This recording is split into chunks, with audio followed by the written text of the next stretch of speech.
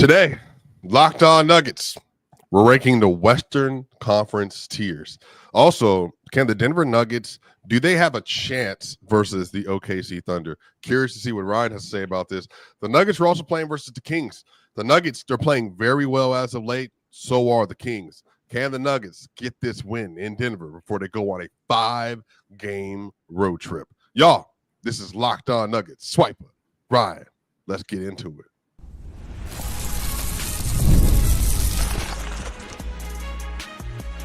You are Locked On Nuggets, your daily Denver Nuggets podcast. Part of the Locked On Podcast Network, your team every day. What's going on, y'all? Welcome to Locked On Nuggets. This is your host, Swipa with Ryan Blackburn, a.k.a. Ryan Chartburn. Welcome to today's show. We're going to have a great show for you today. There's a lot of stuff to get into, y'all. I cannot wait. We're going to talk about the Western Conference and if the Denver Nuggets have a chance to win this conference. But, y'all, today's episode is sponsored by Prizepicks. Now is the perfect time to join. Download the app today and use code LOCKEDONNBA to get $50 instantly when you play your first $5 lineup. That's right.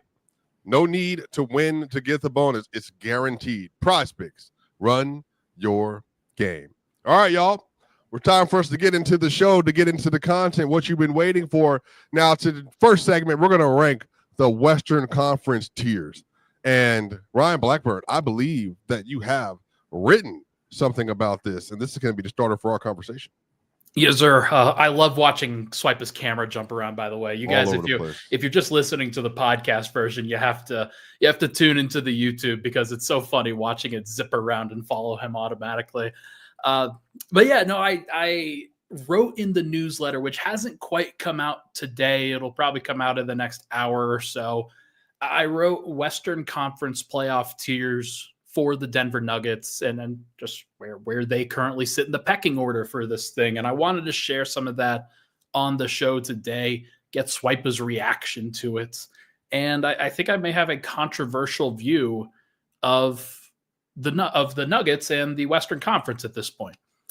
In tier 1, which I have called top contender, top contender singular, I have the Oklahoma City Thunder by themselves. And a lot of folks in Nuggets land are going to stick their nose up at that. They've earned it from a statistical standpoint. They have not had Chet Holmgren for the vast majority of their season.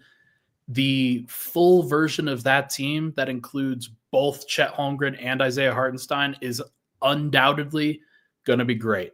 They're so far and away the best defensive team in the NBA, and they've got somebody who's probably going to win MVP in SGA because of how good that they are. So I'm curious to see what Swipa's reaction to that is, and curious to see what Nuggets Nation's reaction to that is and how affronted everybody will be. I think you're reading narratives into your list a little bit. I don't know if Nuggets fans will feel like they have to turn their nose up at it. I think it just makes sense from they've lost 7 games this year, and they've won 36. So it makes sense. They've had the best defense in the NBA with Chet, without Chet, with Hart, without Hart. They have basically just run away this year as maybe the best defensive team that we've had, perhaps of the recent modern era. At least from 2015 on. So, yeah, I think that they deserve to be there. Look, I think we've had, and again, this has been true all year, Ryan Blackburn. Yeah. We have been in different places with Denver all year. There was a point in time where you did not feel like they could win a championship, and they didn't have enough to win a championship. There was a point in time where you were in your doom and gloom phase, and you were just saying, man, like, how low can they get type grip?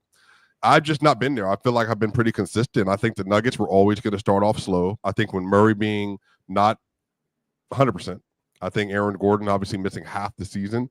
And I think the fact that they were trying to figure out a new identity around Russ, like for me, that's why they were struggling. But honestly, dude, you look at the last even 15 games, the Denver Nuggets, they're like second in the NBA in net rating in the last 15 games. They're 11-4 over that stretch. They're a +10 right behind OKC. And then even, if you do that and you just kind of extrapolate really since the start of last month, all the way to now, like the Denver Nuggets have been rolling. They have been balling. In the NBA, they have the 4th best net rating behind just the Celtics, Cavs, and Thunder, and the Nuggets are 17-9 since December 1st. So for me, I actually think that is more reflective of where I thought they would be anyway. I think that regular season, based on the metrics and net rating, I have no issue with OKC being there. But if you're telling me, like, in terms of like peak, what their ceiling is, I think that the Nuggets, I think that OKC, and probably the Mavericks, if fully healthy, would be my 3 tier 1 team, meaning they got a superstar, they got something they can rely on that nobody else can get into. The Thunder have their defense that's a swarming beehive kind of defense that can beat almost anybody. The Nuggets have an offense that's quite literally unstoppable this season. The Mavericks have a 2-man game in Kyrie and Luka and a shot-making display with the 2 interior bigs and players that can catch in the corner and shoot, which is what their system is. And they got a very good defense as well. Yeah. I think they all have arguments. And for me, those are the 3 tier 1 teams in the conference. And I think it's a fair view. I think if you look at it through the prism of what we were going to see at the beginning of the season, I think you had 4 teams that you thought could potentially win it. You had OKC, you had Denver, you had Dallas, and then you had Minnesota, but they have just fallen off completely, just in terms of, hey, the Karl Anthony Towns trade has worked out about as poor as they could possibly have asked for. And I think that's changed a lot of people's perspectives on them. Maybe not you, but certainly a lot of people Julius Randle around the league, especially. Randle So here's what I have. In tier 1 is OKC by themselves. In tier 2, I've opened it up a little bit. I have Denver. I have Dallas, despite the fact that, dude, Dallas is in the 9 seed right now. Yeah. They could potentially fall out of the play-in altogether. Mm-hmm. And that's a little scary for a team that doesn't have Luka yet. Derek Lively out for 2 to 3 months. Exactly. Like it's one of the reasons why they're at the bottom of tier 2 for me, because they're going to have to go through a pretty tough road. And then I also have Houston and Memphis. The reason why, like, they, I think, in different ways have shown that they can compete. Memphis hasn't won a playoff series since 2022, and that gives me pause for them for sure. But Houston especially is more impressive than I thought they would be from a defensive perspective, from a defensive standpoint. Can they score? Can they keep up with some of these other teams? I don't know. I think their athleticism will definitely help them with that. They have enough shooting that, well, actually, I'm not sure if they have enough shooting. That's still a worry with them. But their defense is just so good that I didn't think I could drop them all the way down into another group with some of those other teams like the Lakers, the Clippers, the Kings, the Suns, and who else was in there for me? The Rockets are currently, because, the effective field goal stuff you shared, the Rockets are 21, 22, 23, 24, 20. They're 26 in the NBA in effective field goal percentage. Man. And they have 2 7-minute stints this year, which they did not score points at all. And they had one last night versus the Cleveland Cavaliers, which the Cavs should have won. Darius Garland kind of choked at the line. But I'm not going to lie to you. I have been in that situation, making free throws at the line by yourself when no one is there for the clutch. That's probably, I think if their people were on the side of him, I think he would have made them. But there's something about like open gym, full audience, no one standing next to you. You feel like you're on an island. But they should have won that game yesterday, probably. That was a very jarring moment. So like Darius Garland going 3 of 8 at the line when he's like they said he was a career 87% free throw shooter. And this year he was at 89-90. That's crazy. So like, look, Denver's not going to get a lot of help. They're going to, and one of the reasons why you give credit to teams like Houston and Memphis is because they might have home court advantage in situations like that. And will that ultimately matter? I don't know, but they will probably have a leg up facing some of the teams below them, despite the fact that maybe some of the teams below them, like Dallas, the Lakers, Minnesota, even Denver, like they will probably be favored in some cases over Memphis and Houston, just because those teams are still so inexperienced as a whole. But I look at what they've done this year, and I think that they've earned the right to be called like tier 2 teams because they're on pace for like 55, 56 wins, which is just very impressive. Sure. Yeah, I don't have an issue with that at all. Both Memphis and the Rockets being there. Do you have who's after that for them? So that was tier 2. And then tier 3 is just the morass of Lakers, Clippers, Minnesota, Phoenix, and Sacramento. The only team that I could see really jumping up Clippers. is Phoenix if they were able to turn Jimmy Butler or like Bradley Beal into Jimmy Butler without giving up too much. But even them, I'm just like, I don't know. I was expecting more from them this season, and they don't have enough size. Maybe Nick Richards helps marginally, but he's still Nick Richards. I think the Clippers are absolutely a team that can be tier 2. The Clippers have the number 3 defense in the league, I believe, or number 2, one of them. And then Kawhi Leonard. Obviously, they have been excellent. Again, small sample size, 5 games. They got like a plus 31 net rating when Kawhi's been back this year. Obviously, again, like 109 minutes, very small sample size. But I think Kawhi, James Harden, Ivica Zubac, Derrick Jones Jr., Chris Dunn, there's a few players on that roster that I think can really get up and go. And if you told me they were in a series with Memphis and with Rockets, I'd actually probably would take the Clippers to be able to win both of those series. I just agree with Big Honey here in the comments. Kawhi's health is still such a big mystery. Maybe he powers through that, but it's just too much for me. With Harden in the playoffs especially, it's just too much for me to really... James Harden was good in the playoffs last year, by the way. He didn't have Paul George with him. That's, you know what, that's true. And like if we're talking about reasons why they would have failed and like how that's translated over into Philly this year, Paul George, man, just a shell of what he once was. Just empty calories incarnate at this point. Right. Yeah, y'all. Well, on the other side, we're going to talk specifically about the Nuggets versus the Thunder, because I think that's a conversation heating up on multiple fronts, from individual to team success. We're going to talk about all that and more here at Locked On Nuggets. Y'all, from the first whistle to the final drive, FanDuel makes the NFL playoffs even more exciting. Right now, new customers can bet $5 and get $300 in bonus bets if you win your first bet. That's $300 to keep the action going. The FanDuel app is easy to navigate, and the variety of bets keep every game exciting. Plus, when you win, you get paid instantly. No waiting around for your winnings. Whether you're betting on your favorite team or just looking to add some extra excitement to the playoffs, FanDuel has you covered. Just visit FanDuel.com to join today and get started with $300 in bonus bets. That's FanDuel.com. Make this playoff season unforgettable with FanDuel, an official sportsbook partner of the NFL. Y'all, we'll be right back for more here at Locked On Nuggets.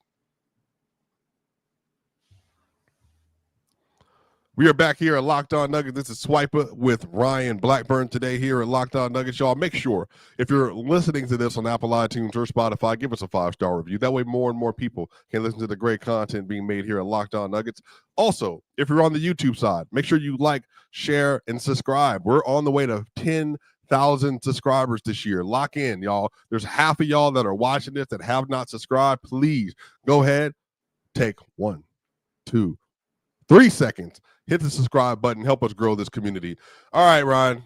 Sure. So I think this is where we're headed. I think the course of the NBA season, once we get to late February, March, early April, this is where the NBA is headed. OKC versus Denver. And it's going to be OKC versus Denver some point in time in the playoffs. I think in the Western Conference Finals this year, and I think this is going to be a matchup between the two leading MVP vote getters, the most tenacious defense in the NBA, and also between, I think, the best offense in the sport. Ryan, do you think that the Denver Nuggets can beat the OKC Thunder? I think they can. I think it's going to be tough. Like, that's everybody that's listened to me, and everybody gets bothered by it for most Nuggets fans specifically. They're like, why do you keep glazing OKC, man? Stop glazing OKC. I see a team over there that hasn't been their full selves yet, that still has so many different layers that they can tap into when Chet Holmgren comes back, when Isaiah Hartenstein is out there at the same time. Like, they haven't even had either of those guys in some of these wins, let alone just one of them, let alone two. And I look at that, and I look at the problems that they posed to Denver last year when they went with big Jalen Williams, who's not even that big, at the 5, with Chet Holmgren at the 4, and how Denver wasn't really able to match up with that when Aaron Gordon was on the floor. There were some things that Denver was okay at, but it was just something that the Nuggets had to fight through, and it's just one of those layers And you don't even get into the fact that they have the best perimeter defenders in the entire league. This is a tremendous, tremendous defense, and they're so clearly the best in the NBA. Last year, Denver faced the Minnesota Timberwolves, who are the best defense in the NBA, and they ultimately fell to them. So if you can slow down the Nuggets offense, then that's where things get scary for Denver. I don't know if OKC is going to be able to do that, or at least slow it down enough, given that Jokic is so freaking good. And the Nuggets, it looks like, have enough around him to make things a little bit more interesting. But I look at all of the elements that they have and think, yeah, this is going to be a challenge. Yeah, 100% will be a challenge. I think that this would be a great series. I said last week, I think the Thunder were playing the Cavs, and I said online that I think I would hope to see the series, and people were very similar to the Suns when they got KD. I said I think it's going to be a great series. A lot of people laughed at it and said there's no way that they're getting washed. Look, I just think that the Nuggets, they've already proven this year that they can beat them. It obviously, they did not have Aaron Gordon or Jamal Murray in that second matchup that they ended up playing in. Yeah. Michael Porter Jr. has played well in both those matchups, and he would be a sneaky player in that series just because his off-ball shooting is going to be really important, and his driving, respectfully. But OKC, what's interesting is I think that one of the things that's going to make them interesting if they do try to play the double big lineup, obviously AG is going to be on Chet, Jokic would be on Isaiah Hartenstein. Mitigating the fact they wouldn't have a three-point shooter at the 5, I think would help the Nuggets a little bit defensively. Now, again, they're going to have to work through some challenges still, staying in front of SGA primarily. But a lot of this is coming down to OKC just doesn't have a great shot-making team this year. I mean, that's really the biggest thing. The Nuggets are the complete opposite of that. They are loaded with shot makers, and they are loaded with offensive firehouse, getting to the rim, shooting from mid-range or shooting from 3. So they're going to have to absolutely be able to take advantage of some of those matchups. Jokic is obviously going to have to be great. But again, I said the same thing I'll say last year. This all really comes down to health. If Jamal Murray is healthy in that series, then yeah, I think the Nuggets have a great chance to win in that series, because Jamal Murray had 3 really good games versus the Timberwolves last year, and then it just didn't have enough in the fourth quarter of Game 7. But if the Nuggets keep doing what they're doing now, where this the Nuggets are, and this goes back to the Aaron Gordon equation for me too, Ryan. One thing I said last night to CT on his space is, I think one of the reasons Jokic is getting his efficiency is going up, and his defense, by the way, has been way better in this month. I think I shared that. I think he has a 103 defensive rating on court this year in the last since January started, which obviously is that's OKC's number right now. You know what I mean? They're playing very good. I think having Aaron Gordon come off the bench, or even staggering with Aaron Gordon in a playoff series, is important, because if you can minimize the deficit you're running into when Jokic isn't on the court, he had so much more energy to not have to fight back from an 8-point deficit or 10-point deficit in the second quarter or at the top of the fourth, that what it's doing is putting them in great situations where now, okay, we're loading up. Jokic can play smart. He can play efficient. He can dominate inside the paint. But also, too, Ryan, Murray has to be healthy, but Jokic's 3-point shot has to be there as well, because that's going to be the other thing. You got to be able to extend the defense when they do go down with Russ or with Murray, and then they don't rotate over immediately. More than likely, I'm not rotating off of Porter. So if you're loading strong side with Porter, and then you have Jokic at the top of the key, he's going to have to be able to hit those shots come fourth quarter time, Ryan, when it's 97-98, or when it's 95-97, OKC has a lead with 3 minutes and 20 seconds left. Those are going to be the kind of shots he has to be able to turn into. And I think Murray from mid-range come series time, if that makes sense. And of course, if Joker's making his shots, Denver has a chance against anybody. Sure. Anybody. And I firmly believe that. The way that he's been playing, the way that Murray has bounced back, the way that Westbrook has, I think, activated some of the stuff that Denver's been able to do. They have 6 starters now, 6 capable guys that they can go to. And that's been awesome. And I hope that continues. I look at Denver's bench, and I look at some of the unproven aspects of it with, Peyton Watson's going to play. I know that. He's so important for a series against OKC. He'll have to make some shots. He was big in the Denver win that he had against OKC. He had the game-winning block. That was a big deal. And then you're also going to have Julian Strawther. Can he make shots, and can he hold up defensively when they start to hunt him? That's a big question. And can DeAndre Jordan make an impact? That one I get a little bit sketchy on, because they're just going to be able to attack him off the dribble on a consistent basis. They'll be spacing out. Now, DeAndre Jordan can also do some things too, but I just don't know if Denver has enough from a rotation standpoint. But last thing I'll say on it, the stat that you were talking about that I put out there, for those that don't know, every single year since 2012, 2013, and that's just the year that I went back to, the NBA champion has come from a team that is in the top 3 in effective field goal percentage on the season, except for the bubble Lakers, which obviously pretty interesting championship year for a lot of reasons. Now, that year, the Lakers were so good defensively that it didn't really matter. And maybe OKC's so good defensively that it doesn't matter either. Mm-hmm. But the top 3 teams in the NBA in effective field goal percentage so far this regular season are the Cleveland Cavaliers, the Denver Nuggets, and the New York Knicks. Mm-hmm. It's no longer Boston. They're out of that. And OKC's closer to like 10th or 11th. So, like, do they have enough shot making? I think is a fair question. Chet Holmgren will help them when he comes back, but you need shot makers in the NBA now to win in the playoffs. Yeah. And they've got one. Do they have another is a fair question.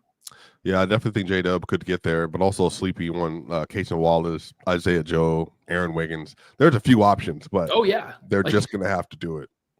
Well, it'll be interesting to see whether they can do it. They've got guys who are still relatively unproven. They have won one playoff series in their entire tenure. Is that enough? We'll see.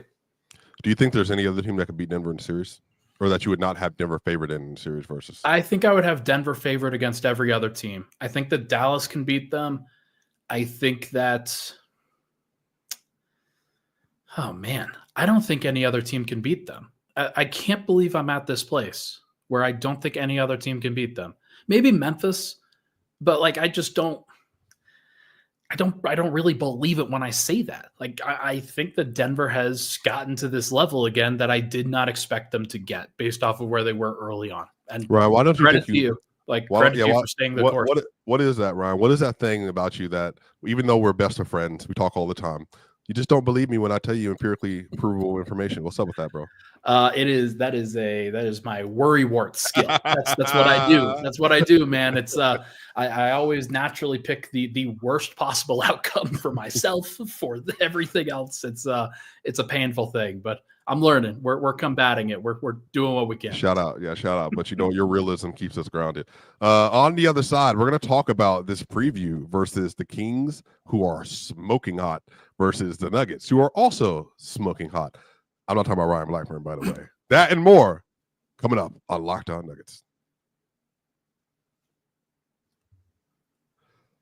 Basketball season is heating up, and there's no better way to get real money action while watching your favorite NBA star than with Prizepicks. Whether you're a diehard fan or just love some friendly competition, Prizepicks makes it fun and easy to turn your basketball knowledge into cash. Now, here's how it works. You pick more or less on at least 2 players for a shot to win up to 1,000 times your cash. You think LeBron's going to drop 30 points, or maybe Luka's getting more than 8 assists, or Jokic? Prizepicks lets you make your prediction and put your money where your mouth is in just 60 seconds. Now, I've been using Prizepicks all year, and let me tell you, I've been having a blast. Last week, I picked Jason Tatum for more than 29 points, Anthony Edwards, who's playing really well in January, for more than 25 points. That's the kind of action I'm talking about. And with Prizepicks Flex Play option, even if one of my picks doesn't hit, I can still double my money.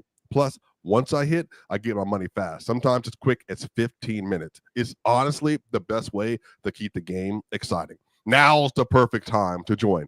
Download the app today and use code LOCKEDONNBA to get $50 instantly when you play your first $5 lineup. That's right. No need to win to get the bonus. It's guaranteed. Prizepicks, run your game. We'll be right back for more here on Locked On Nuggets. We are back here for the final segment of Locked On Nuggets on this great Thursday. This is Swipa with my bestie, but not as close as Michael Malone is to him, Ryan Blackburn.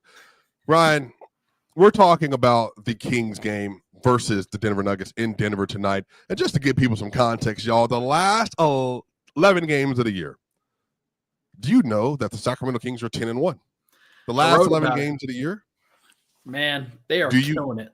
Do you know that the Sacramento Kings have a plus 8.7 net rating? They're dominating. The last 11 games of the year, the Kings have the 5th best offense in the NBA, and they have the 6th best defense in the NBA. Since Doug Christie has taken over, the Kings have looked like a completely different team with defense at the forefront. But also, did you know, the last 11 games of the year, the Denver Nuggets have the 2nd highest net rating in the sport at plus 11.9.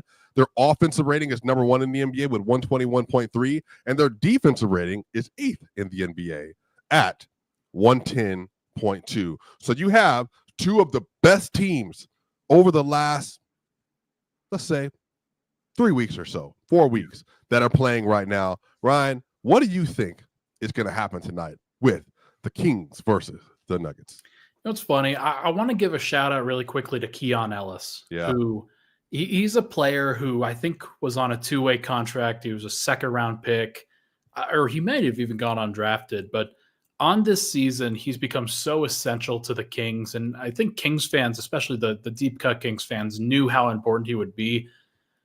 Cleaning the Glass has him, I think, at plus 9.5 on the net rating when he's on the floor. That's crazy for a Sacramento team that was really bad for much of this season. Like they have started to figure some stuff out, and shout out to them. Like they fired Mike Brown. That's obviously part of the catalyst. It's not the only thing that's gotten them going. I think it got them a little bit more serious with a little bit more urgency, but pretty impressive to see that turnaround from them.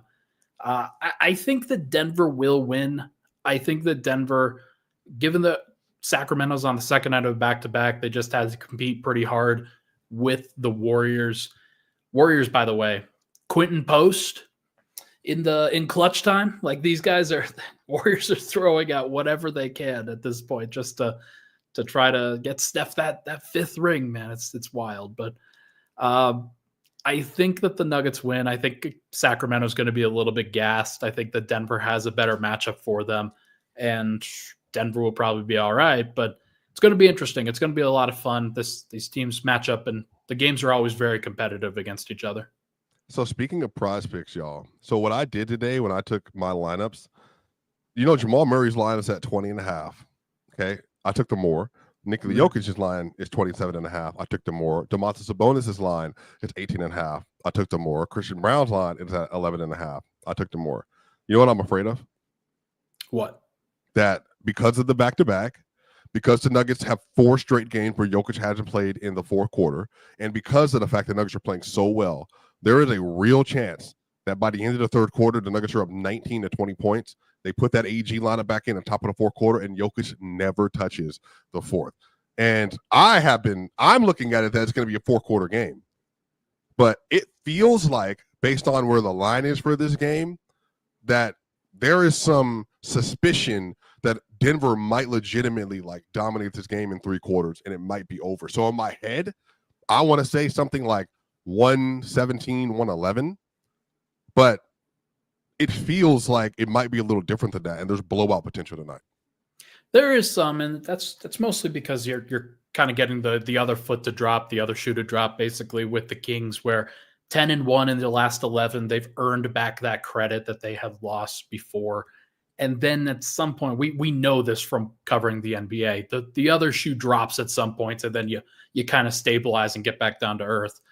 But maybe they're just on a roll, man. Maybe they just got a team that continues to score. De'Aaron Fox is going to be he's going to be very tough to cover. DeMar DeRozan is going to be covered by one of Christian Brown or Russell Westbrook. The other, Ryan, the money line tonight is minus 325 for Denver, and they're a minus 7.5 at home, dog. What we're missing, I'm not gonna lie, we're missing something. We're missing something in all this, bro. Somebody knows something. Is somebody sitting out tonight? Or on the Nugget side, you mean? No, on the King side. King side, yeah, minus 7.5. Given where they are, that's kind of interesting. But hey, again, 2nd night of a back-to-back, you know how this goes with them, and they probably won't be as impressive as they were the night before. One thing that really stood out watching them against the Warriors, 30 of 32 from the free throw line. If Denver can just defend them without fouling, then I think that they'll be okay. Denver doesn't foul a ton. They get to the free throw line a lot. When Denver wins the free throw margin, this season. They are 18-8, like just by that. That's right. It. So if Denver can take advantage of that, then I think that'll be good. I think Russ is going to have a whole bunch of assists. That'll be my big prediction. Well, remember, this is when Denver wasn't good. Denver got 23 points, I want to say, at that game. And then they kind of took their foot off the gas, once Jokic went out in that third, and it became a game. Like, Denver just had a lot of matchup advantages. And again, like DeMar DeRozan versus Aaron Gordon, second minute, like even him versus Russ or versus MPJ. There are just certain things the Nuggets can get into where they can either run him off the court, completely space out the the Sacramento Kings with Michael Porter Jr. playing that 4. But then by the time Aaron Gordon gets in, he can get a matchup advantage versus Fox or DeRozan in the post.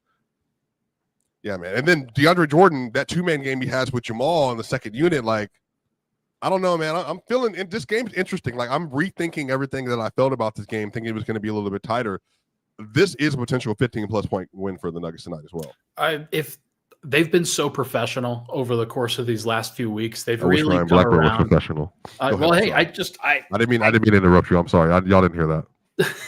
I think that's the way that I phrase it when the Nuggets have a business-like attitude, when they really approach the game the right way. They have earned a lead in the first half, and then second half comes around, third quarter, Denver then blows it open, and then fourth quarter, they don't let it get back close. They extend the lead, and that's been great to watch with this DeAndre Jordan lineup. I think that one's a little bit smoke and mirrors, just kind of looking at some of the stats behind it. Their offense is just unbelievable with that group right now. The shot making has been really high. Yeah. The free throw rate has been really high. It's like a 50% free throw rate with that particular lineup out there. As Murray, Watson, and Gordon are just all they do is go downhill the entire time. Yeah, and so maybe that's part of it. Maybe that's all that they need to do. But I just think that the other shoe will drop at some point with that. They won't get to the free throw line as often, and then they start to get out and run for the opposing side. So we'll see what happens, but I think that this game has potential to be very good. But like you said, it also has potential to be a blowout by that end. How would you feel about that if they did blow the Kings out again tonight? I mean, it's just very impressive. They've already, I think, earned a lot of credit with me over the course of January. The way that they've approached this, the way that they've turned this thing around, and they've done it like by their process has been really good. So it wouldn't change how I feel that much because I kind of expected at this point. If they don't, look, the Kings are playing really well. We'll have to see what happens. But if the Nuggets get blown out, then that'll be a different story. Sure. Well, let us know what you think in the comment section, you all. That's going to do it for Locked On Nuggets today. Shout out to you again, Swipa, Ryan Blackburn. Make sure you like, share, and subscribe on YouTube. I truly believe we can get to 10,000 by the end of the year. By the way, the more you've been subscribing, the more the Nuggets have been winning. I'm being dead serious about that. Go look at the correlation since we crossed 8,000 subscribers. I want to say the Nuggets have won at almost a 70-win pace, it feels like. So please hit that subscribe button. Maybe if we get to 10,000 subscribers, it's going to guarantee somewhere in the metaverse the Nuggets are winning the NBA championship this year. But you didn't hear it from me. That's going to do it for Locked On Nuggets. See you on the other side.